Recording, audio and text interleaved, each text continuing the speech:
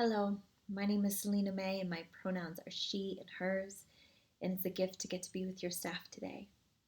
I always love to start just with the sound of the bell, just an opportunity to take a breath, listen to the sound, and slow down for a moment. So if you feel called to join me, you might just exhale, soften the eyes, and let go for just a moment.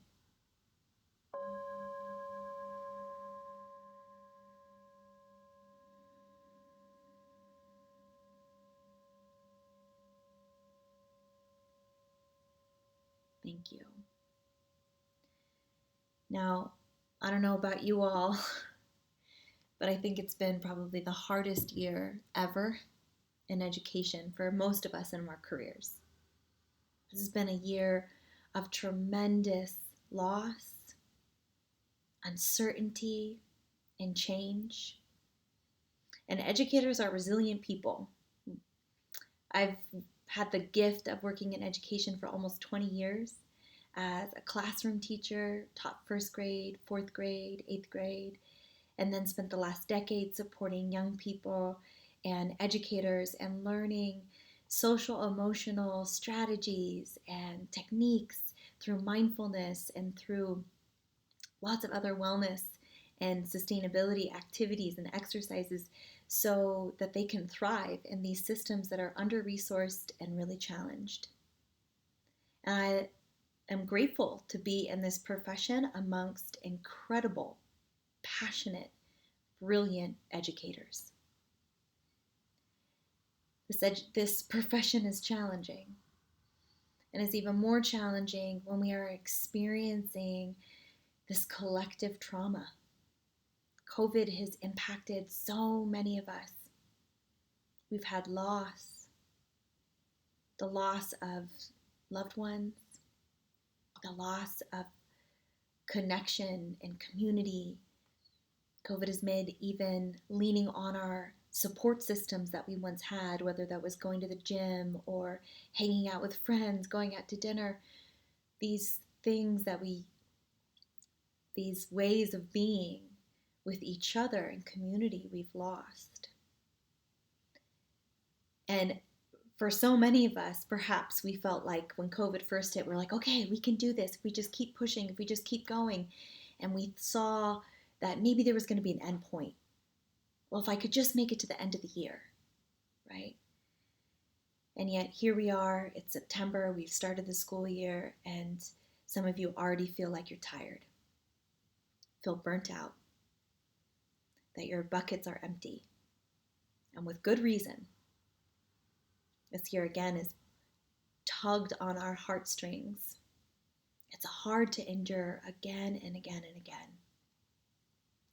And so what I want to invite to you all as a community is to create and collaborate and explore what are those ways, what are those individual and collective strategies to support our own wellness and sustainability so we can continue to be resilient and bring our brilliance forward and be that model of wellness that our young people very much need in the classroom. So I'm excited to lead a wellness circle for all of the educators here, whether you identify as a classroom teacher or the school counselor, or you're on the SPED team, or you're in the office support staff, whatever your role is, I use this word educator to describe all of us. So we'll have a circle, a space where we will engage in some mindfulness and somatic practice. We'll have space to share, how has this been? And I've seen so much healing over the last year as I led these circles. It feels so supportive, even if I wish I had a magic wand just to make everything easier. I wish I could take away the challenge that is for us and for our young people and our families. But if we can't wave it away with a magic wand, at least we can support and listen and hold each other in it. It's easier to do together. It's easier to be in our challenges together than it is to be alone. And this year has had so much isolation, right?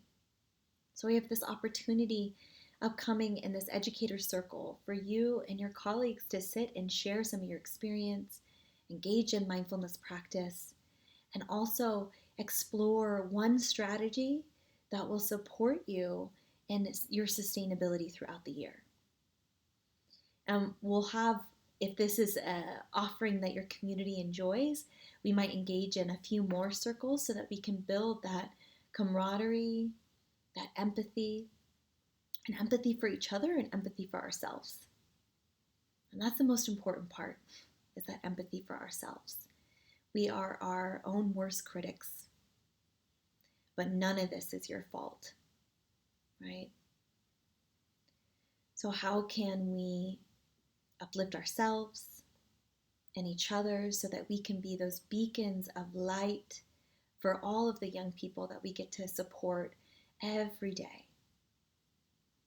So if you have any questions, you'll have my email, my phone number. You're welcome to reach out for me if you want to ask some questions or see if this might be the right fit for you. I'm very happy to connect with you and share a little bit more and talk. Also, there's a sign-up sheet that I invite you to express your interest. And then after you've expressed your interest, I'll ask you to RSVP if you feel like you want to show up to the circle. So again, thank you for the incredible work that you have done. I'm grateful for you. I'm grateful for all of the ways that you impact and influence the incredible children in this community. I look forward to meeting you all. Thank you.